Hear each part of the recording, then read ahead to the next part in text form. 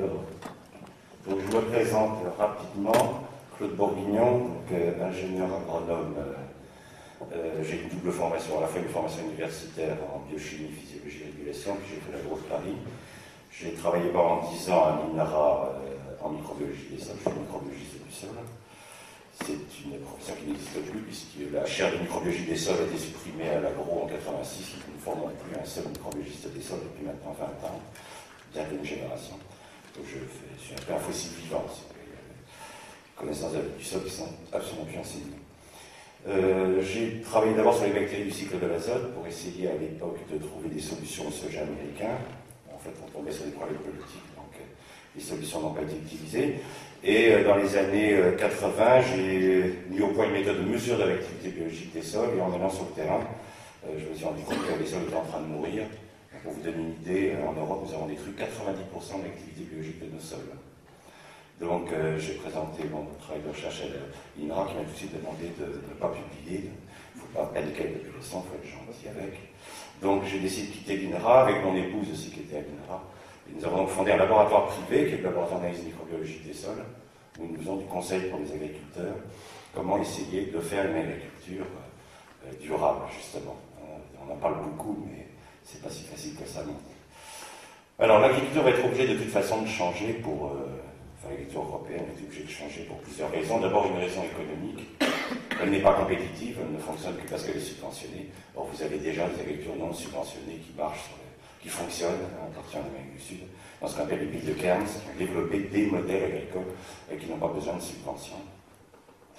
Le système est tellement peu compétitif que nous avons détruit en 50 ans 92% de nos agriculteurs. Tellement c'est peu compétitif, le modèle que nous avons développé. La France perd entre 30 000 et 50 000 agriculteurs par an.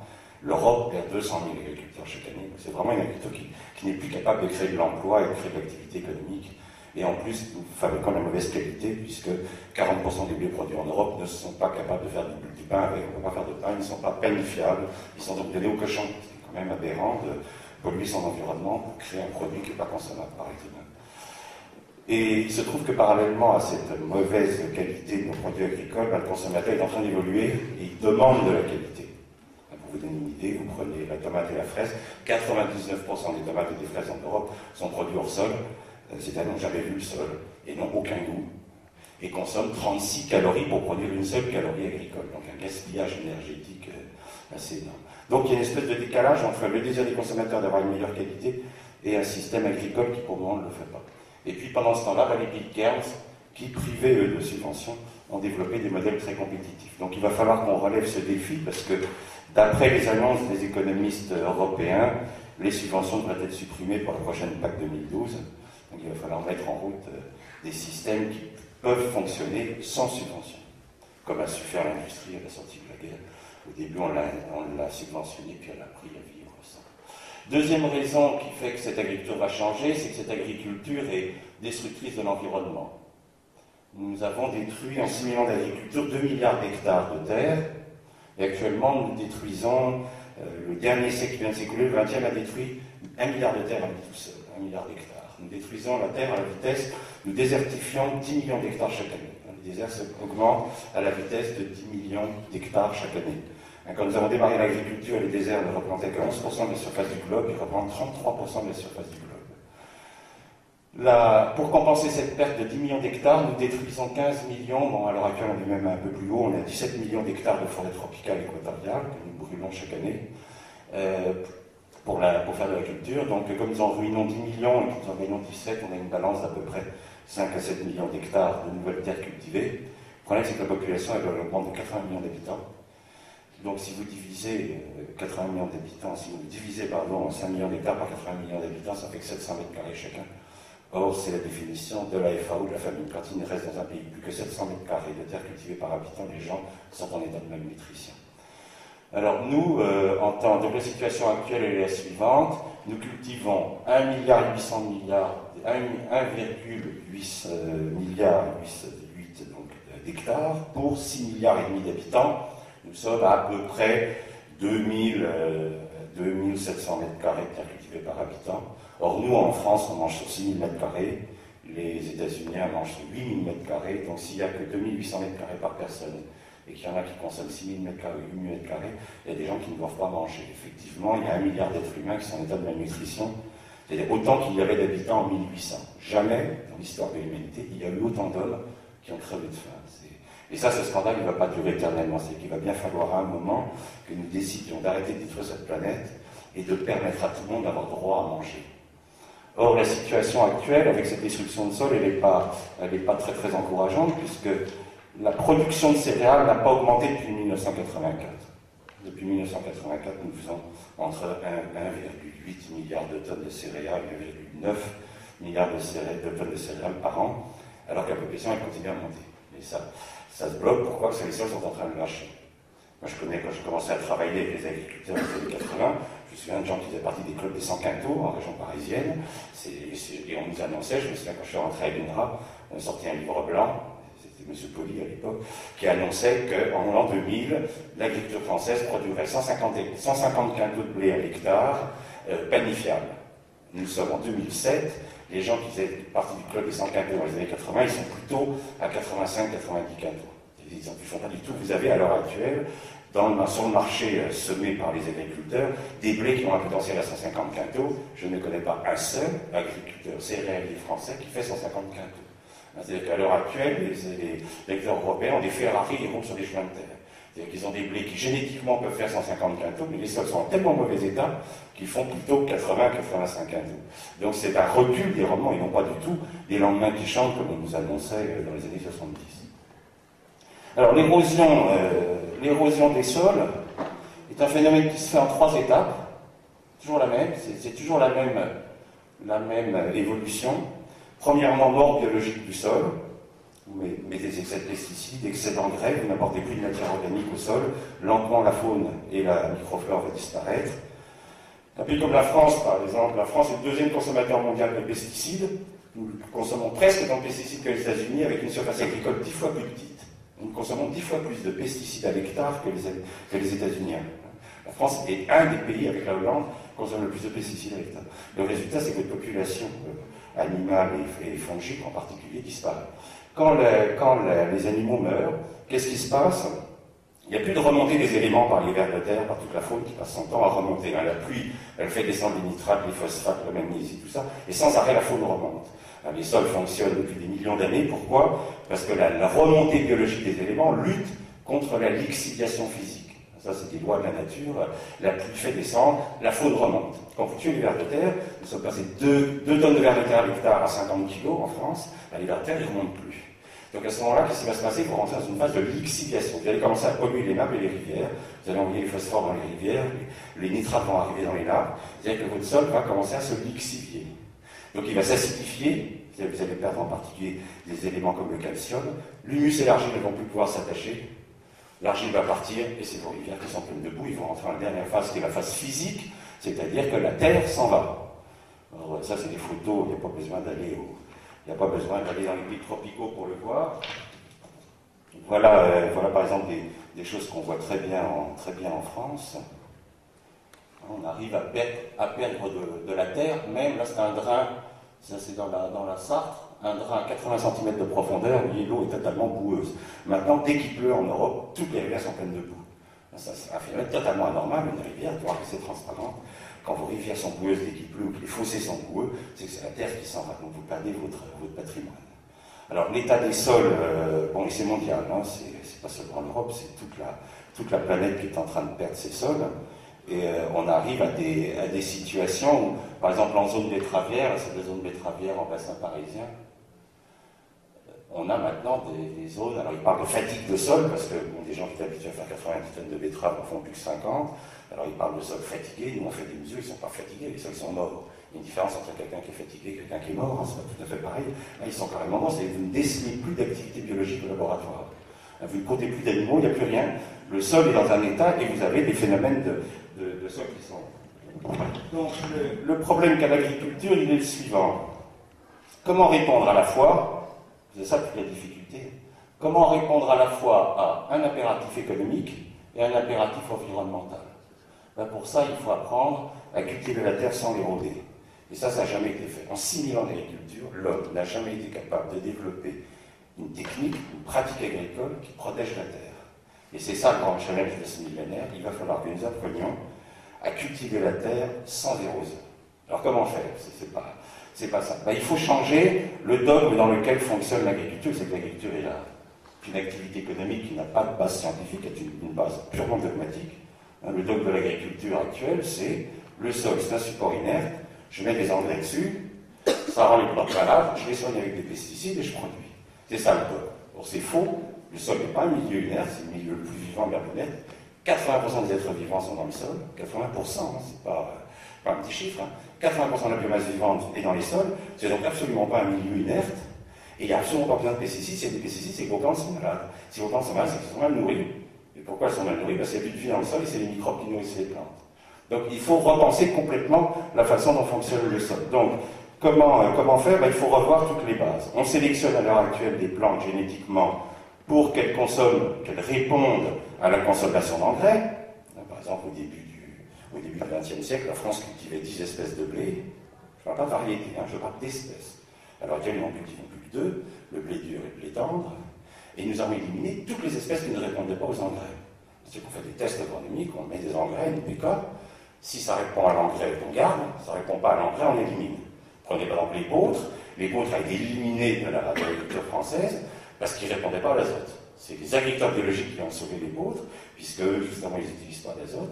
Et si nous avons encore du Triticum spelta, donc cette espèce de les vôtres, c'est grâce aux agriculteurs biologiques qui ont sauvé cette espèce parce que justement ils appréciaient sa rusticité, c'est le fait qu'il poussait sans avoir besoin d'azote.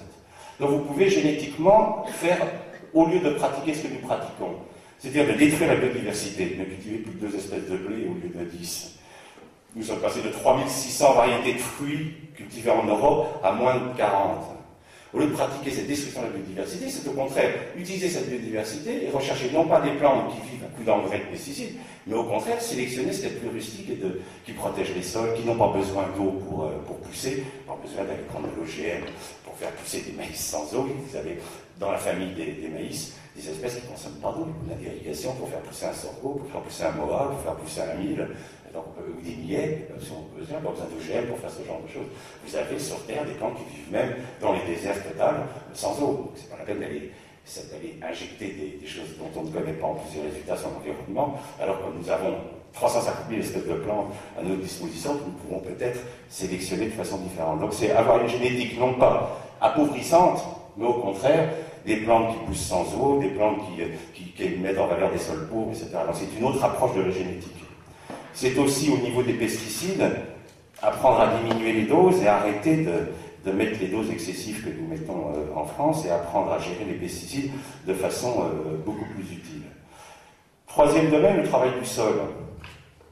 Alors dans le travail du sol, l'homme n'a pas travaillé le sol au début. L'homme a inventé la première agriculture, a été inventée avec le feu. Ça a été inventé il y a 500 000 ans. Le feu, c'est la première grande invention qui permet à l'homme de changer son milieu écologique. Donc comment il pratique? Il pratique ce qu'on appelle l'agriculture sous brûlis, qui consiste à mettre le feu à la végétation locale, et dans les cendres, vous prenez un bâton à fouillir, vous faites un trou dans le sol, vous mettez une graine de légumineuse, une graine de céréales, vous bouchez avec l'orteil, et vous laissez pousser. Et puis au bout d'un moment, avec ces techniques-là, la nature qui a horreur du vide va commencer à faire pousser des mauvaises herbes. Quand il y a trop de mauvaises herbes, qu'est-ce que fait le cultivateur sur brûlis? Il s'en va.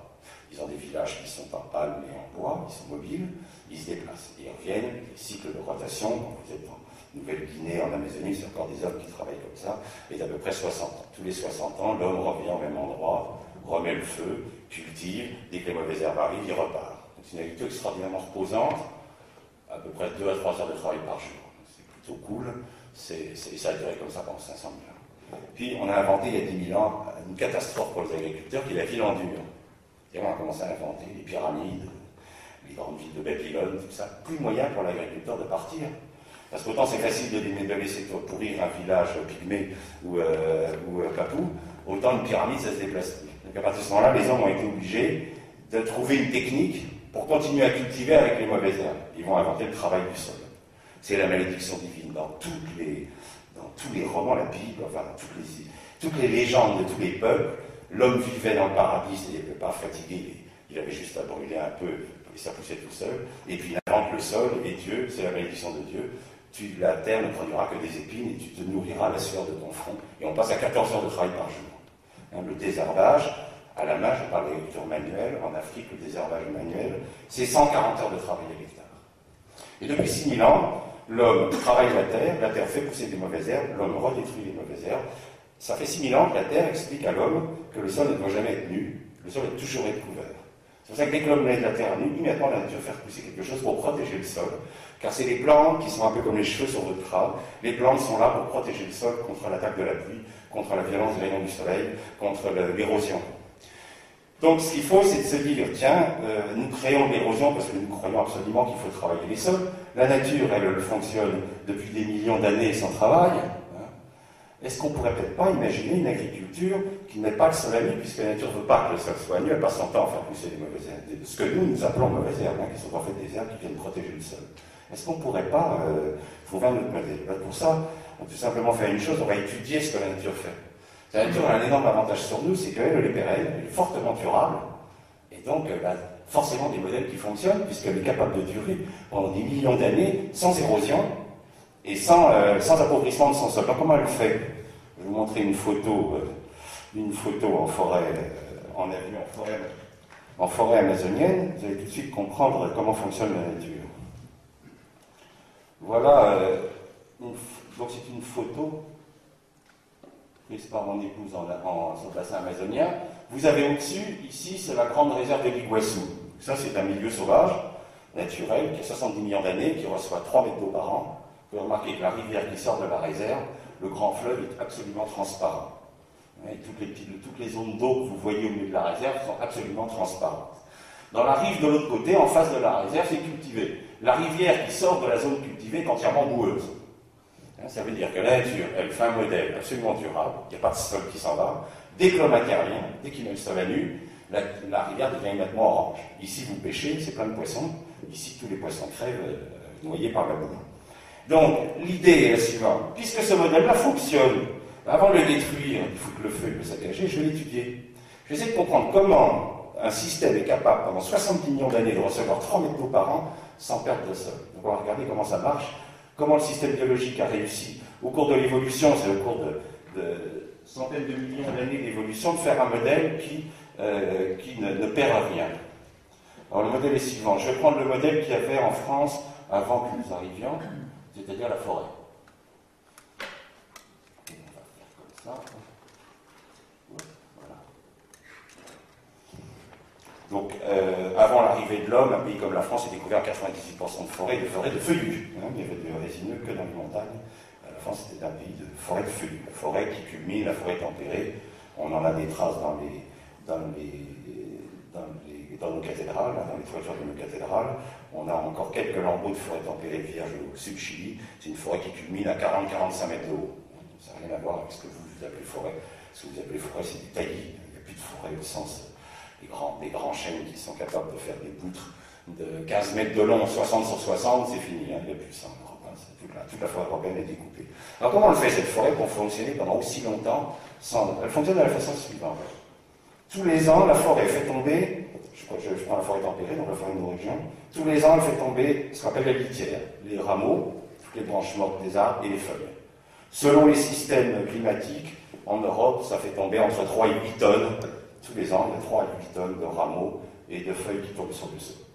Ces rameaux et ces litières vont être attaqués par deux groupes d'organismes. Le premier organisme appelle les broyeurs primaires, c'est-à-dire les animaux, qui vont attaquer ces bouts de bois, qui vont faire des crottes. Puis deuxième organisme qui va arriver, les champignons. Les champignons sont les seuls organismes au monde capables d'attaquer la lignine. Les bois et la forêt est formée essentiellement de lignine, qui est la matière la plus abondante produite sur Terre par la vie.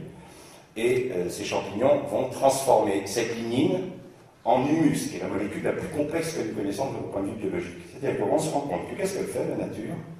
Elle prend une substance, des rameaux, des feuilles, donc de la lignine, une substance qui est déjà complexe, et elle la rend encore plus complexe. Ce qu'on appelle en biologie le phénomène d'aggradation. C'est-à-dire que pour lutter contre l'érosion, contre les lois physiques qui sont des lois très dures, que fait la nature? Elle aggrade, elle complexifie. Elle répond à la destruction du milieu physique par une complexification. C'est l'inverse de ce que fait toute notre agriculture. Notre agriculture minéralise, dégrade, passe son temps à dégrader les sols, détruire la matière organique, la minéraliser, la transformer en nitrate, donc la détruire. La vie, c'est tout ça qu'elle fait. Première étape, elle aggrave. Elle crée de la complexité. Alors, ce schéma d'humus, cet humus, il va se former à la surface avec donc des animaux. Alors, vous avez des animaux qui vont attaquer les parties tendres des feuilles. Vous avez tous vu dans les bois les feuilles qui sont transformées en dentelle. Ces animaux, c'est ce qu'on appelle des colamboles, des organismes assez particuliers, très variés au point de vue forme. Nous connaissons à peu près 10% de ces espèces. C'est un monde totalement inconnu, très peu étudié. Population de ces animaux en forêt, 3 à 4 milliards à l'hectare. Leur travail, c'est attaquer les parties tendres. Ensuite, vous avez les animaux qui attaquent les parties plus costauds, les acariens. Pareil, 3 à 4 milliards d'animaux, des formes extrêmement variées. Eux sont capables d'attaquer les nervures des feuilles, d'attaquer des bouts de bois. Vous avez ensuite des vers de terre qui vivent à la surface du sol, qui sont des animaux qui mangent plutôt les excréments des acariens et des colamboles. Donc les vers épigés, il y en a que vous connaissez bien, c'est le petit en bas, là, Eisenia foetida, qui se nourrit uniquement d'excréments d'animaux. Lui, il nettoie toutes les crottes d'animaux sauvages. Et puis, vous avez des animaux capables carrément d'attaquer des bouts de bois, comme les cloportes, c'est-à-dire des crustacés, des gules, qui ont des mandibules extrêmement costauds, qui mangent carrément des tiges de colza, des trognons de maïs, qui sont capables d'attaquer des choses dures. Et puis vous avez des prédateurs qui mangent ces animaux, des pseudoscorpions, des araignées. Donc vous voyez tout un monde qui est à l'intérieur du sol et qui va participer à cette première étape qui est de broyer pour faciliter l'attaque des champignons. Quand vous regardez le travail de ces animaux en microscopie, vous vous rendez compte qu'ils ont créé des crottes, qu'on appelle les boulettes fécales, et qu'ils ont incroyablement aéré le sol. Sous le travail de cette faune, le sol va devenir absolument comme de la moquette. Vous avez tous été marchés en forêt, vous avez remarqué l'incroyable moelleux du sol forestier. C'est que le sol forestier, c'est 80% de vide, c'est comme l'air. Ça va permettre donc à la forêt de résister contre la pluie, parce que quand il pleut, la forêt n'est pas gênée, ne connaît pas l'érosion. Elle a une perméabilité de 150 mm d'eau à l'heure, c'est-à-dire qu'un sol forestier peut recevoir 150 mm d'eau à l'heure, toute l'eau va rentrer dans le sol. Pour vous donner une idée, un limon labouré a une perméabilité d'1 mm d'eau à l'heure. La forêt 150, l'homme travaille le sol, le labour, 1 mm d'eau à l'heure. Vous avez maintenant des limons dans la région de la Somme qui sont tombés à 1 mm en 24 heures. Ils ne boivent qu'1 mm d'eau en 24 heures. L'eau stagne pendant plusieurs jours sur le sol après une pluie. En forêt, les forêts équatoriales boivent 300 mm d'eau à l'heure. Vous voyez, donc l'érosion n'existe pas, toute l'eau va être freinée, passée à travers ces boulettes fécales. Ensuite, les champignons vont donc, alors si on regarde en détail, c'est en grossissement plus fort les boulettes fécales, vous allez voir le vide que ça fait par rapport à la matière pleine. Vous voyez, c'est comme des grosses billes qui sont superposées, donc l'eau peut rentrer là-dedans extrêmement facilement. Alors, les arbres vont s'adapter à ce système, c'est-à-dire que la litière est attaquée, elle est transformée en humus, et au printemps, qu'est-ce qui va se passer? Une partie de l'humus, 1 à 2% chaque année, va se minéraliser sous l'action des bactéries, ici, on n'est plus avec les champignons, et lentement, cette molécule très complexe qui est l'humus, une partie de cet humus va se minéraliser, va donner naissance à du nitrate, du phosphate, du sulfate, qui va descendre à travers la couche du sol, qui sera récupéré, si vous avez vu des enracinements d'arbres, vous avez vu que les arbres ont une première couche de racines horizontales, qui rampent sous la litière. Ces racines vont récupérer le nitrate, le phosphate, et vont le recycler. Le système sol, plante est fermé, il n'y a pas de perte. Il n'y a pas de perte de nitrate, pas de perte de phosphate, pas de perte de magnésie, pas de perte de calcium. Tout est constamment recyclé parce qu'il y a un réseau de racines sous la matière organique. C'est ça le système astucieux de la nature, c'est que les racines se mettent sous la matière organique, ils ne sont pas au-dessus comme nous faisons avec le labour. Nous mettons la paille au fond, nous mettons la paille sous les racines, donc nous polluons. Là, la matière organique, elle est bien au-dessus. Les arbres, ensuite, ils ont un deuxième système d'enracinement qui est un système pivotant qui, lui, va plonger dans le sol profondément jusqu'à la roche-mère. Là, il y a deux solutions. La roche-mère est fissurée, la racine va continuer son chemin.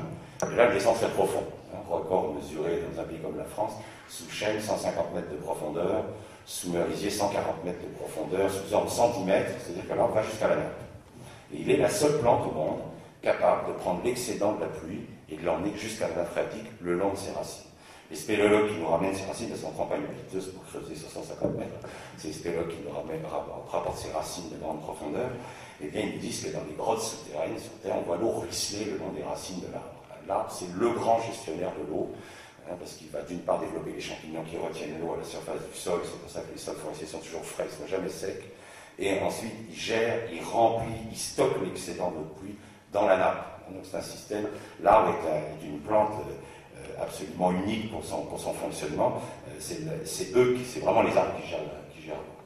Et puis, là où c'est pas fissuré, bien la racine va ramper sur le caillou, et va attaquer le caillou, elle va attaquer avec des acides, sécréter des acides organiques, et elle va dissoudre le caillou.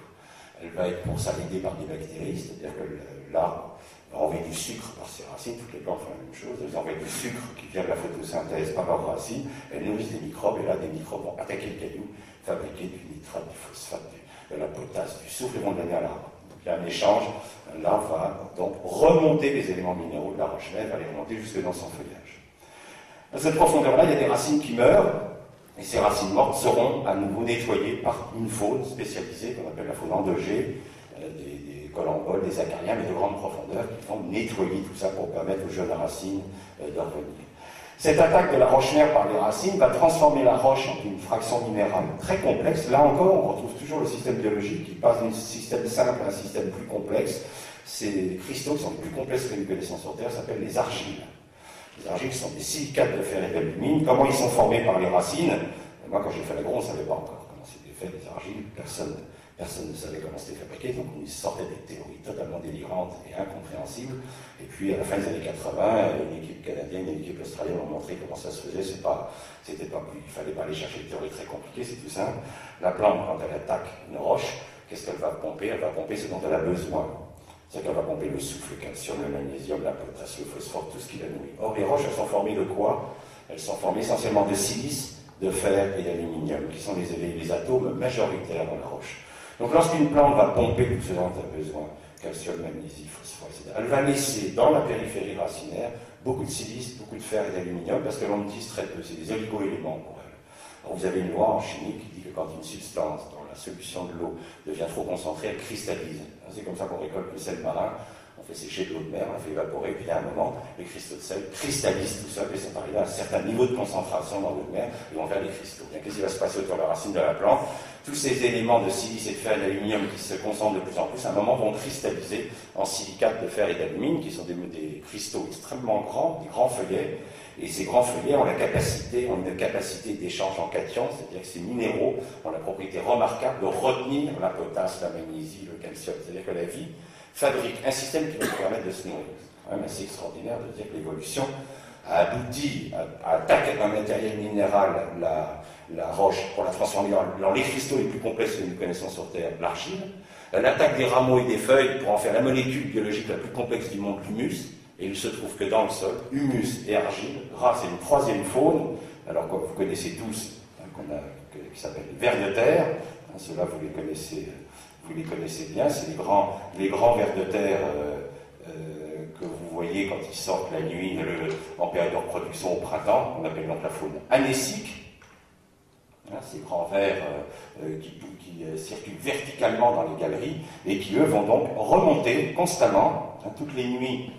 Ils remontent dans leur galerie, ils viennent chercher de la matière organique, ils redescendent, en faisant demi-tour, ils vident leur intestin pour former ce qu'on appelle un turricule, ils redescendent dans leur galerie, ils revident un turricule, et on a montré que c'était dans l'intestin de ces vers de terre que l'argile et l'humus se mettaient ensemble pour former le complexe argilo-humique. Et ce complexe est attaché par un ion les argiles sont négatives, les humus sont négatifs, et vous avez un ion qui a deux charges positives, le calcium. Alors les vers de terre ont une glande qu'on appelle la glande de Morène, sécrète énormément de calcium, et dans l'intestin, calcium et humus vont s'attacher ensemble. C'est pour ça que quand vous prenez une crotte de ver de terre et que vous la mettez dans un bocal d'eau et vous remplissez d'eau, vous voyez que la crotte ne s'effondre pas. Si vous prenez de la terre, ça fait de la boue au fond du bocal. Vous voyez que le turricule ne bouge pas, parce que c'est un complexe argilo-humique parfaitement stable. Donc on voit que le sol est un modèle tout à fait remarquable, c'est le milieu le plus riche du monde, c'est le seul milieu qui est formé d'une matière organique et d'une matière minérale. L'air et l'eau, l'atmosphère et l'eau sont des milieux purement minéraux, c'est des milieux que nous polluons, on ne se prive pas de polluer l'eau, on ne se prive pas de polluer l'atmosphère, mais ce n'est pas des milieux que nous pouvons détruire. Parce que quand un milieu est minéral, les attaches sont atomiques, c'est indestructible. Si on voulait faire disparaître l'eau de la surface du globe, il faudrait chauffer la planète à 100 degrés et qu'elle s'évaporerait. C'est tout ce qu'on pourrait faire. L'atmosphère, pour casser des molécules d'azote qui qui fait 70% de l'atmosphère, avec une triple liaison, on sait le faire maintenant, pour faire les engrais chimiques, il nous faut une tonne de pétrole pour faire une tonne normale. C'est des énergies énormes. Par contre, détruire un sol, c'est très très facile. Il suffit tout simplement que vous arrêtiez d'apporter de la matière organique à votre sol. Il suffit qu'au lieu de laisser la matière organique au-dessus, vous l'enfouissiez avec un labour, et vous allez faire disparaître la matière organique, disparaître les humus, à ce moment les archives ne sont plus attachées, et c'est l'érosion, et vous avez de la boue plein vos rivières.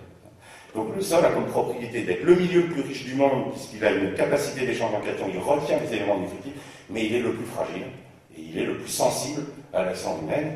C'est donc, quand on connaît le fonctionnement du sol, il faut donc reprendre complètement différemment. Je vais vous montrer une photo. Ça devient difficile de trouver des vers de terre, de trouver des sols, il y a pas mal de vers de terre, mais des personnes qui travaillent encore correctement, on en trouve. Voilà par exemple un travail de vers de terre, vous voyez, sur un limon. Vous voyez comment il raye, vous voyez tous les petits traits verticaux que vous voyez là le long de ce profil, ce sont des galeries de vers de terre qui circulent constamment du haut jusqu'en bas. Alors ils mangent l'emploi de terre tous les jours. Il y a un bon sol, c'est un bon sol forestier, c'est entre 2 tonnes et 4 tonnes de vers de terre à l'hectare, donc tous les jours ils remontent. L'emploi de terre, on dit le brassage que ça fait, c'est-à-dire que les vers de terre brassent entre 1000 tonnes, enfin entre 100 tonnes et plus de 1000 tonnes de terre par hectare. Il y a plusieurs centimètres de terre chaque année. C'est eux qui sont responsables de l'enfouissement des restes humains. Vous savez que quand ils font des fouilles, les archéologues, ils trouvent la pierre taillée, ensuite les mosaïques romaines, ensuite les restes du Moyen-Âge. C'est pas parce que les gens de la pierre taillée vivaient sous terre, ils vivaient comme nous à la surface de la terre, mais les vers de terre ont recouvert constamment ces restes. Darwin a été le premier scientifique à donner une datation des restes humains en mesurant l'épaisseur de terre déposée par les vers de terre, connaissant le poids de terre transporté tous les jours par les vers de terre. Il a été le premier à donner des datations en disant voilà, ça a 10 000 ans, vu l'épaisseur de terre recouverte. Si vous avez eu l'occasion, il y en a parmi vous qui ont des jardins, que vous avez mis des poches japonais dans vos jardins, des pierres, vous avez remarqué que les pierres disparaissent lentement. C'est des vers de terre qui déposent de la terre constamment par-dessus. C'est pour ça que souvent j'entends les visiteurs qui me disent oh là là, j'ai les pierres qui remontent. C'est jamais les pierres qui remontent, ça n'existe pas, c'est la terre qui s'en va. Donc quand vous voyez les pierres apparaître, c'est que vous êtes en train de perdre votre sol. Les pierres ne font que s'enfoncer avec le travail de la fouille. Si vous allez dans les forêts, toutes les forêts françaises étaient autrefois cultivées, faites un trou dans la forêt, vous retrouverez l'ancien horizon cultivé par un petit lit de pierre caractéristique qui était l'ancienne surface agricole, et les vers de terre ont remis de la terre par-dessus, et ils ont fait doucement disparaître ces couches de terre. Et on les étudie, c'est comme ça qu'on sait par exemple que les Gaulois labouraient dans les deux sens, une fois dans un sens et une fois dans l'autre, parce qu'on travaille sur ces petites couches qu'il y a sous la forêt, qui sont intactes depuis longtemps, et on se rend compte, par les orientations des feuillets d'argile, qu'elles sont orientées perpendiculairement, parce qu'on travaille une fois dans un sens et une fois dans l'autre. Donc le sol, vous voyez, c'est pas du tout un milieu inerte, mort, c'est un milieu extraordinairement vivant, très complexe. Il faut, si on veut faire une agriculture durable, il faut cesser de violer les lois du sol, c'est-à-dire cesser de raconter que c'est un milieu mort, inerte et qui n'a pas besoin qui a juste besoin d'engrais chimiques, mais il faut essayer de le comprendre et donc d'étudier son système biologique. Alors, pourquoi le labour est une catastrophe? Pourquoi il provoque tellement d'érosion associée avec les engrais chimiques? Les engrais chimiques favorisent la minéralisation de la matière organique, les pesticides détruisent la faune, et puis le labour, lui, met tout à l'envers. Alors pourquoi c'est une catastrophe? Parce que quand vous allez labourer, qu'est-ce que vous faites? D'abord, vous faites une semelle. C'est-à-dire que votre charrue, plus vous labourez profond, plus la semelle va être dure, plus il faut de puissance au tracteur, et plus vous lissez le sol. Cette semelle va empêcher déjà l'eau de circuler. Et puis, qu'est-ce que vous avez fait en labo? Vous avez pris la pâte et vous l'avez mis au fond du profil. Ça, la nature n'est pas du tout au courant de ça. Il y a des millions d'années que les animaux, eux, travaillent la matière organique en surface. Donc quand vous allez aller au fond, qu'est-ce qui se passe? Il y a énormément d'espèces qui vont disparaître parce qu'elles ne savent pas vivre à l'intérieur du sol. Elles ont l'habitude de vivre au-dessus, du chemin à l'intérieur. Mais déjà, vous faites chuter tout de suite la population du sol. Ensuite, les animaux qui vont transformer cette paille, qui arrivent à vivre à l'intérieur du sol, qui vont transformer cette paille, vont faire des crottes. Ces crottes vont être attaquées par les microbes. Et le problème des microbes, c'est qu'eux, ils consomment énormément d'oxygène. On dit qu'ils ont une forte demande biologique en oxygène. Ils consomment 350 fois plus d'oxygène que nous. Donc, qu'est-ce qui va se passer? Eh bien, comme l'oxygène ne va pas avoir le temps de traverser la couche labourée, ici, on va rentrer en anaérobiose. Et l'anaérobiose, ça va se mettre à puer. Si vous avez envie de fumer, par exemple, ça va carrément sentir mauvais, ça va faire des glaies. Or, il est totalement impossible de faire de l'humus en anaérobiose, car les champignons sont tous aérobies. Il n'existe aucun champignon anaérobique sur Terre. Donc vous ne faites plus d'humus. Le jour où vous labourez, vous arrêtez la production d'humus. C'est pour ça que, curieusement, les agriculteurs ont du mal à comprendre pourquoi nous avons triplé le volume de paille en France depuis 1900. 1900, c'est à peu près 2 tonnes de paille à l'hectare, on en fait 6 tonnes maintenant. Et nous avons divisé par 4 notre teneur en matière organique. C'est quand même curieux, on pourrait se dire, mais comment ça se fait qu'on avait plus de 4% de matière organique en 1900, on n'a plus que 1,4%, alors que nous produisons 3 fois plus de paille. Et simplement, quand en 1900, les gens qui travaillaient au cheval, puis le cheval, vous ne labourez pas à 30 cm, hein. Même Rambo, il n'y arrive pas. Hein. Le cheval, il gratte la surface du sol. Donc il laissait encore de la paille proche de la surface du sol. Il fabriquait encore des humus. Le jour où vous labourez à plus de 8 cm de profondeur, c'est fini, vous ne fabriquez plus d'humus. Vous faites une croissance d'humus. Hein, Venise est une ville qui est sur l'eau, et elle tient pourquoi? Parce que les piliers de chêne sont sous l'eau, il n'y a pas de décomposition, il n'existe aucun champignon capable d'attaquer les piliers qui soutiennent les cathédrales de Venise, et cette ville tient depuis 1000 ans sur des piliers de chêne parce qu'il n'y a pas de champignons pour l'attaquer. Tout agriculteur, surtout les éleveurs qui ont eu l'occasion d'enfoncer des piquets pour faire des clôtures, vous avez remarqué que quand vous sortez un piquet en bois, donc de la lignine, qui n'est attaqué que par les champignons, les bactéries ne peuvent pas toucher la lignine, et vous avez constaté que votre piquet il est attaqué en haut, hein, il est creusé en haut, que la pointe est intacte. Or, vous mettez votre paille, là où la pointe est intacte, vous ne faites plus d'humus. Le jour où vous pratiquez ça, vous retournez la terre, votre terre va mourir. C'est-à-dire que vous allez commencer l'érosion. C'est inévitable, c'est une pratique qui ne peut pas faire autre chose que l'érosion. En plus, les grands vers de terre, qu'est-ce qu'ils vont faire, les gros vers de terre? Ils ne vont pas s'amuser à monter jusqu'à là, vous ne savez plus de paille. La paille, vous l'avez mise ici. Donc les vers de terre, ils arrêtent leur galerie ici, ils ne remontent plus les éléments. Ils arrêtent de les remonter, puisque de toute façon, vous leur donnez à manger en bas. Et ensuite, le blé, quand il va descendre avec ses racines, il descend ici, ça pue, c'est anaérobie, il s'arrête. Il attend que la fermentation soit finie. Donc, si votre blé est semé en octobre, il descend à la vitesse d'1 cm jour grâce à ses racines. Si vous avez enfoui à 30 cm, il faut 1 mois pour arriver à la zone fermentée. Là, ça pue, il attend. Tant que ça pue, il ne passera pas. Donc, il y a 1 mois à fermenter, vous perdez 30 cm d'enracinement. Si c'est 2 mois, ce sera 60 cm d'enracinement. Et pendant ce temps-là, comme vous avez tout fait, les transformations anaérobies, ça minéralise, s'il n'y a pas d'humus. Comme ce n'est pas complexe, vous allez au contraire avoir une dégradation, vous polluez la nappe. Donc vous avez tout faux pour le sol, vous avez tout faux pour l'évolution de la matière organique, vous avez tout faux pour la faune, vous avez tout faux pour la pollution de la nappe. Donc il faut arrêter cette méthode-là. Le problème, c'est que, comme c'est écrit dans la Bible, que les gens font des concours de labour, que c'est rentré dans l'inconscient collectif, c'est un travail de sociologie. C'est-à-dire qu'il faut, c'est exactement comme il faut expliquer en Afrique, on n'a pas tué les femmes comme ça, etc. Donc il faut leur expliquer des bases. Il faut expliquer que le labour est une pure vision ancienne, à l'époque on ne pouvait pas faire autrement, que maintenant on sait comment fonctionne le sol et qu'on n'a plus besoin de labourer. Mais ça demande, c'est pas les sols qui sont difficiles à être décompactés, c'est la tête des gens, parce qu'ils sont bloqués depuis 6000 ans dans des légendes qui n'ont rien de scientifique, qui sont des légendes. On n'a jamais augmenté un rendement avec un labour, dans aucune expérience agronomique sur Terre, mais les gens sont persuadés que s'ils ne labourent pas, ça ne produit pas.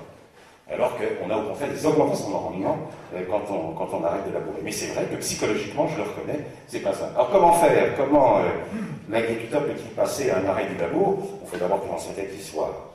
Il ne va pas être encouragé par ses voisins qui vont se moquer de lui, qui vont dire tu vas rater, tu vas couler, tu vas ruiner ta ferme, tu vas la vendre.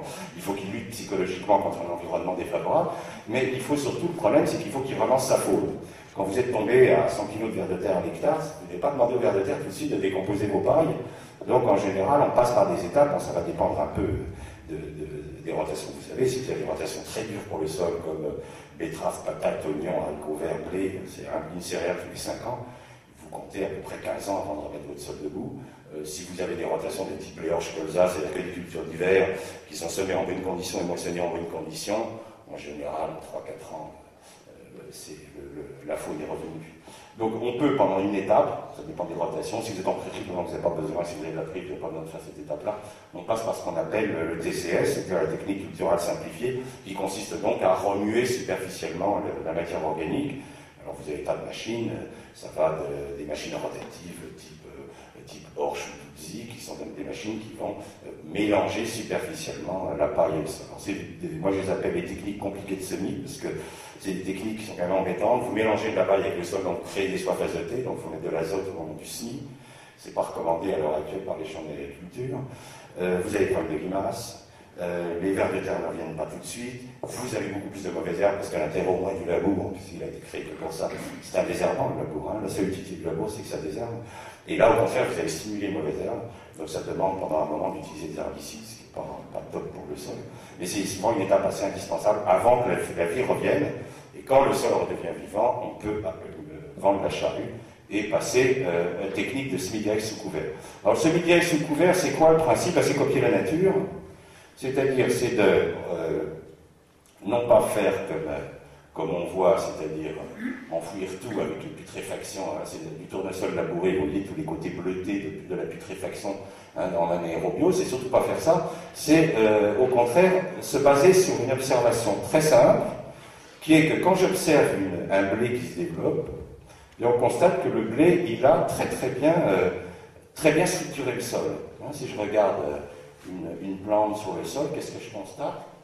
Un contraste très très fort entre la zone compactée par la charrue, hein, ce qu'on appelle la semelle de labour, qui est du vrai béton, puis au-dessus, j'ai un sol extraordinairement aéré. Hein, c'est-à-dire que la racine, elle est logique.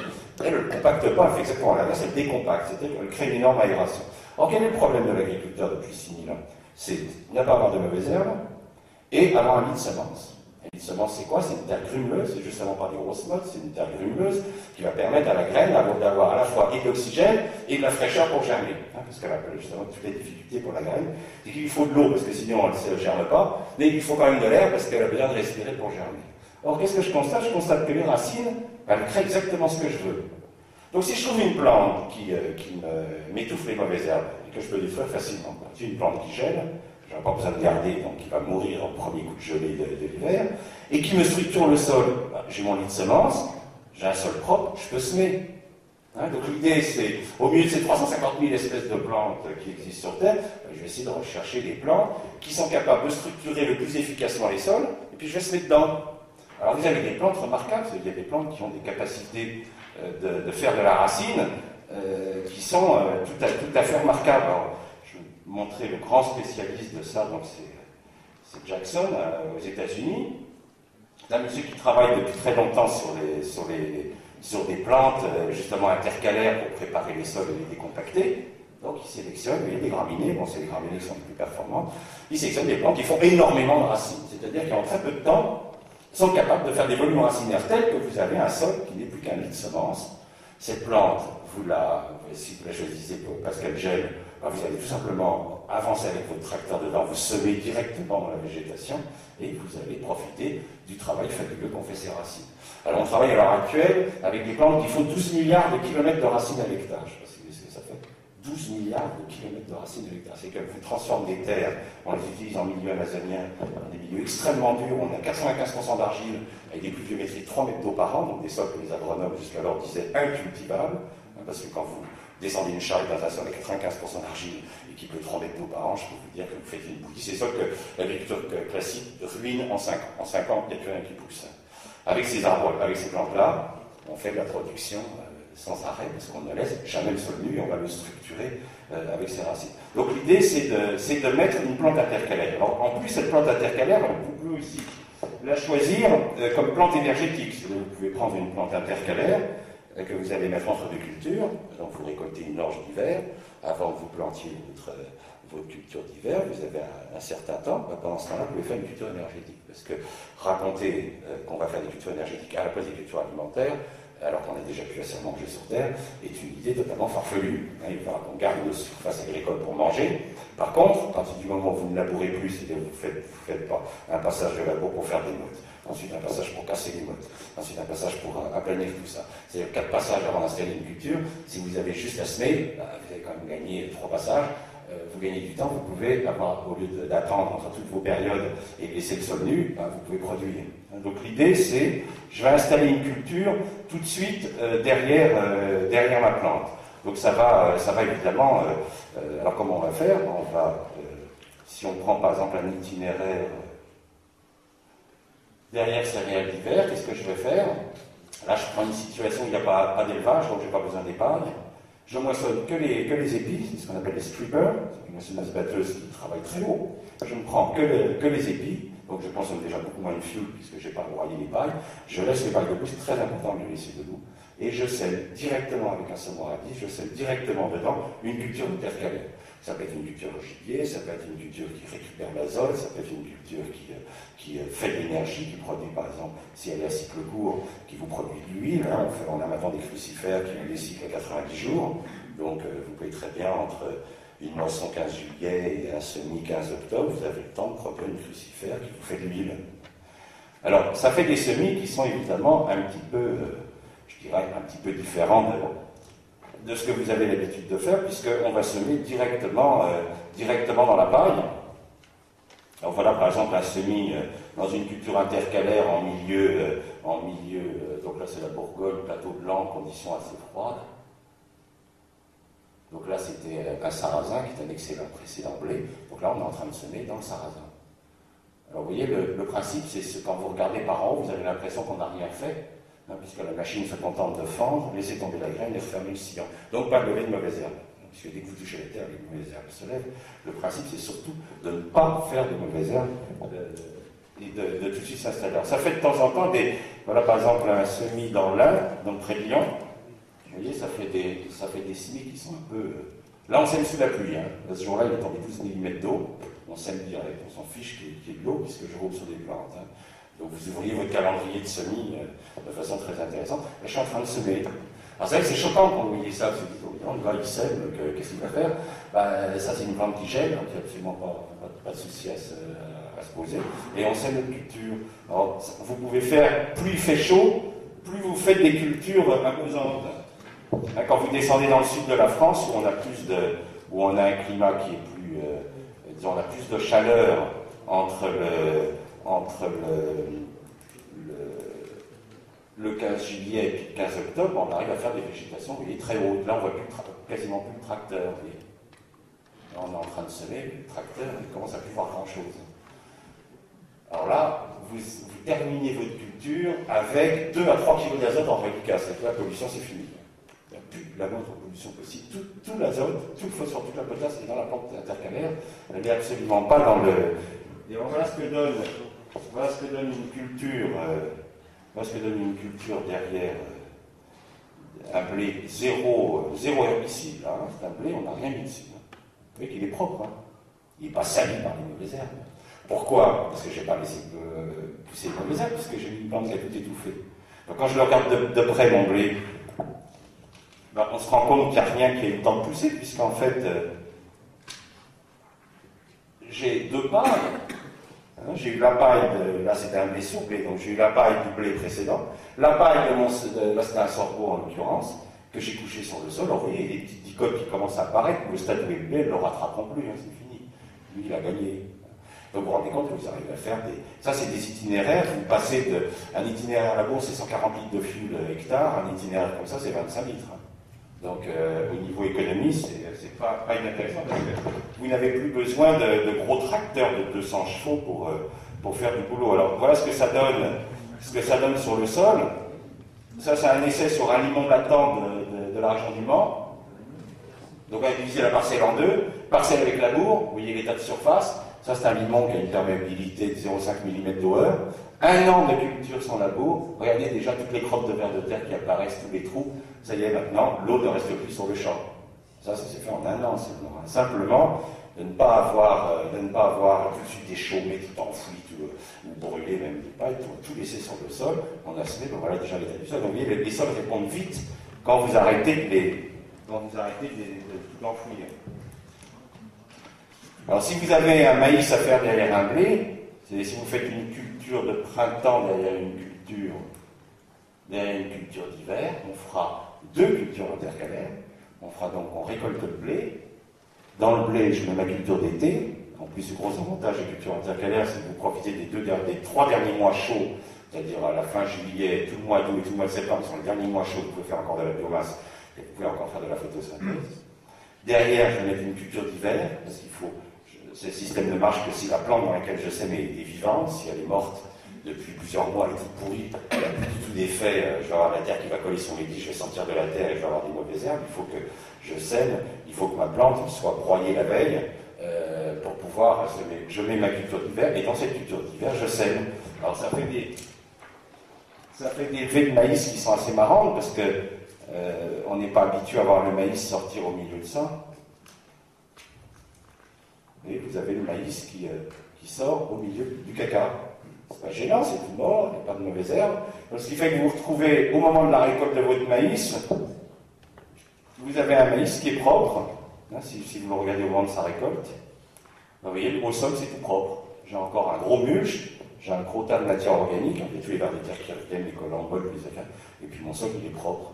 Et ce maïs, je vais à nouveau le récolter au stripper, je vais prendre que mes épis, je laisse tout au sol, et je ressème immédiatement une culture d'hiver. Donc je n'arrête jamais, c'est-à-dire que le principe, c'est de copier la nature, je ne laisse jamais mon sol nu. C'est la règle de base, c'est tout le temps occuper le sol avec une plante. Et pour ça, il faut du sport rapide, il ne faut surtout pas être obligé de labourer la terre et de la remuer. Sinon, si je suis obligé de tripatouiller la terre, je vais perdre du temps et je n'aurai pas le temps de faire mes itinéraires.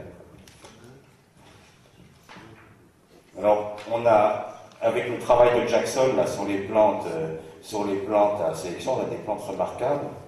Voilà, par exemple, à l'heure actuelle, la championne qu'on a dans le monde, qu'on utilise, on n'utilise pas ici, hein, c'est une plante tropicale qu'on utilise à l'heure actuelle pour mettre en valeur, pour arrêter le dégât dans les sols équatoriaux amazoniens. Vous êtes ici sur un latosol dans la région de Lucas de Verde avec 95% d'argile. Cette plante, elle a 60 jours. En 60 jours, elle a transformé un sol argileux en un couscous. Et là, on sème directement. Enfin, on ne fait pas ça le bétail d'abord, si c'est une très bonne, très sucrée, le bétail adore.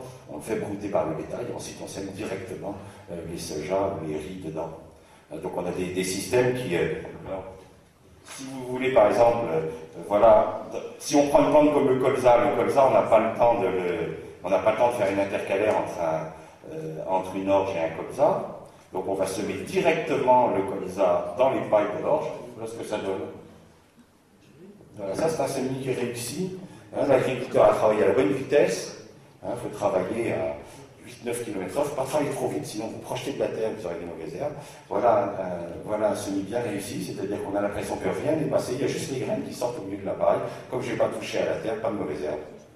C'est le principe de base, si vous ne touchez pas à la terre, vous n'aurez pas de mauvaises herbes. Dès que vous touchez la terre, ça se lève. Mais ça demande du doigté. Attention, la technique que je vous décris, elle est beaucoup plus compliquée que le labour. N'importe qui peut faire du labour. Ça, attention, c'est très technique. La paille broyée là ou... Non, surtout pas broyée. Vous la laissez comme ça. Tout à l'heure, là, pour en revenir, le seigle ou le blé, j'aime pas trop le maïs. Parce qu'au moment du semis du maïs, la plante est quand même à très forte hauteur. Ouais. On truc de quelle manière? On utilise ce qu'on appelle le rouleau faca, c'est-à-dire qu'à l'avant du tracteur, on a un rouleau qui a des barres. Non, si vous voulez qu'il le casse en tous les 10 cm. La paille est barrée, et comme vous le faites au moment, quand vous venez pour semer votre maïs, vous êtes déjà en épiaisant sur le seigle et il crève. Mais il faut absolument que vous ayez les bonnes distances sur votre rouleau faca. Donc ça vous étale, si vous voulez, votre seigle sur le sol. Le meilleur précédent pour le maïs, c'est l'avoine. Hein. L'avoine d'hiver, c'est ce qu'il y a de mieux. Et vous l'écrasez sur le sol, donc le sol est complètement couvert de la paille de blé, déjà qui était au sol quand vous avez semé l'avoine d'hiver. Et vous allez écraser votre avoine avec le rouleau faca devant vous, et derrière vous semez. C'est cool le stade végétatif de la Complètement, elle crève. Et ça vous fait une espèce de matelas. Alors c'est vrai qu'il y a des éleveurs qui, eux, préfèrent la faucher, la donner aux bêtes. Bon, mais là, c'est toujours un peu dangereux, c'est le printemps, faut faire attention aux conditions humides, mais c'est vrai que si les conditions le permettent, que le sol est porteur, ça vaut le coup de le faucher et de le donner aux animaux.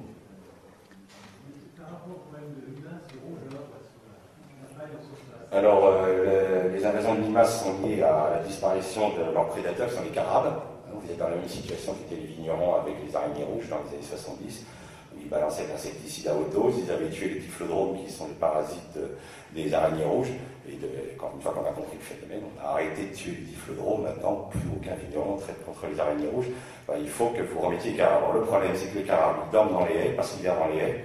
Or, on a arraché les haies. Donc là, il y a tout un problème de remettre les prédateurs et surtout de faire très attention surtout si vous utilisez des antitaupins, des choses comme ça, là, vous massacrez massivement vos carabes. Et là, vous aurez problème de limaces. Mais les études qui ont été faites dans différents champs de lecture en France montrent qu'il y a autant de problèmes de limaces en TCS, en SMI direct. Alors c'est vrai que le labour a l'avantage de les mettre bien au fond. Mais vous ne réglez pas le problème des limaces. Les limaces, si vous en avez, ça se traite au mois de juin dans les blés. Il faut aller la nuit dans les blés avec une lampe de poche quand elles montent le long de vos tiges de blé. Parce que c'est cette génération-là qui va pondre et qui va détruire vos semis d'automne. Donc si vous avez de la limace au mois de juin, il faut traiter. En plus, si vous traitez au mois de juin, le gros avantage, c'est que vous faites ça pendant que vous faites un traitement sur votre blé, vous mettez un épandeur d'anti-limace à l'avant de votre tracteur ou à l'arrière. Le gros avantage, c'est que tous les vers de terre sont rentrés parce que le blé a séché, enfin la céréale a séché le sol, donc vous n'allez pas tuer vos vers de terre et vous allez pouvoir vous débarrasser de vos limaces. Sinon, vous allez en avoir des milliers. Mais bon, il y a pas mal de gens maintenant qui commencent à maîtriser ce problème-là. Il vaut mieux que vous alliez voir des gens qui font du SMIC direct depuis déjà un moment en France, qui vous expliqueront comment ils ont fait pour lutter contre. Mais c'est vrai que le premier temps, il ne faut pas laisser les limaces vous envahir. Sinon, c'est vrai que c'est des bêtes très embêtantes. Mais c'est un phénomène.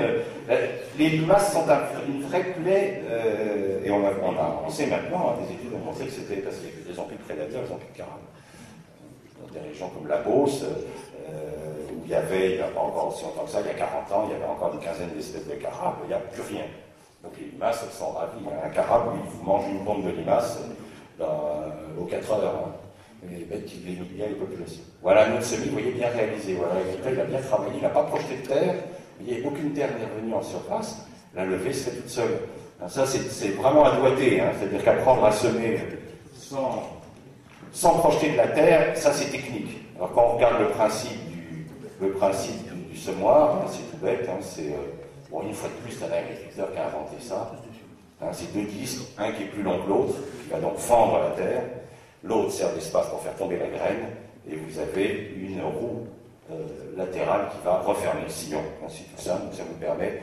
Au Brésil, on sème dans 4 mètres de végétation, pour vous donner une idée de ce qu'on est capable de faire avec les tropicaux. Là, le climat est beaucoup plus puissant que chez nous. En 60 jours, on fait 4 mètres de végétation. On sème dans 95 tonnes de matière organique à l'hectare. Il n'y a pas une mauvaise herbe au sol. Alors que moi, j'ai vu des gars labourer au Brésil, j'ai dit pleurer, quoi. C'est le type, il sème son soja, et puis vous revenez 15 jours après, vous cherchez vainement le soja. Vous avez de la mauvaise herbe qui est déjà haute comme ça, tout est étouffé, quoi. Les types chialés pour leur culture, quoi. Parce que c'est des pays où la violence du climat est telle que les mauvaises herbes prennent le pas sur vos cultures. Là, le principe est tout bête. La nature veut faire pousser des plantes, et bien on va lui en mettre. Mais je vais mettre des plantes que moi je contrôle. Des plantes que moi je connais. J'ai par exemple un excès d'azote, je vais prendre en intercalaire, je vais prendre une crucifère qui pousse très vite, qui consomme beaucoup, par exemple un radis chinois, qui consomme énormément d'azote, et je vais arrêter de polluer. Si par exemple je suis en Bretagne avec un excès de lisier, j'ai beaucoup trop d'azote dans ma rotation, parce que j'ai pas assez d'espace, j'ai trop de cochons par rapport à mes hectares, et bien je vais utiliser une crucifère qui va pomper cet azote. Si je suis pas dans un cas d'excès d'azote, que mon problème c'est plutôt qu'au mois de juillet j'ai pas beaucoup d'eau, mon climat est plutôt séchant, ben je vais mettre une graminée qui pousse sans eau, qui n'a pas besoin d'eau pour pousser, et je vais surtout pas détruire ma paille et puis remuer la terre parce que je déchasse mon terrain, puis là c'est fini, il n'y a plus rien qui poussera avant les pluies de septembre. Je vais surtout garder la fraîcheur que j'ai dans ma paille qui est encore debout. C'est quand vous couchez une paille debout, vous allez maintenir ce qu'on appelle l'arrêt du film capillaire dans un sol, vous allez garder de la fraîcheur, juste ce qu'il faut pour faire démarrer ces plantes, qui ensuite vont pousser. Là c'est des plantes qui descendent à la vitesse de 5 cm jour dans le sol, donc elles sont vite dans la fraîcheur. Et elles vont remplacer, elles vont nettoyer. Mais c'est vrai que tout ça, ça demande une adaptation à chaque région. C'est une agriculture, si vous voulez, beaucoup plus scientifique et beaucoup plus technique que de simplement labourer. Alors cette technique va très bien même pour la toute petite agriculture. On l'utilise même pour les tout petits agriculteurs des pays pauvres. La machine, pour les plus pauvres de tous, on utilise le tico-tico, qui est donc un semoir manuel à main qu'on plante à travers la culture, c'est-à-dire que la personne, au lieu d'avoir son petit salon pour essayer de travailler son sol, on va lui donc faire mettre cette culture. Cette culture, elle sera fauchée à la faux. Là, je parle de gens qui ont, je parle du Vietnam, où les gens ont 2500 mètres carrés de terre cultivée pour faire vivre la famille. L'Afrique, où le gars, il a 1 hectare. On fauche, et on prend cette machine, vous voyez, qui a un réservoir de graines. On en amène des plus sophistiqués avec 2 réservoirs, un réservoir de graines et un réservoir d'azote. On va faire mettre 15 unités d'azote à l'hectare. On plante dans la végétation, ils l'ont appelé tico-tico, parce que quand vous faites tico-tico, il y a la graine qui tombe dans le sol, ils ont appelé ça tico-tico. Vous avez la machine tirée au cheval, avec ces disques de semi-direct, qui fait 2 sillons d'un coup. Puis vous avez les machines rotatives pour les maraîchers, avec des roues avec des trous de différentes tailles en fonction des graines que vous mettez. Donc là, le principe, c'est de semer. On sème des trèfles Trifolium subterraneum, une légumineuse, on l'attend très très rare, on prend la roue et on sème directement les radis, les plantes dans la couverture de la légumineuse.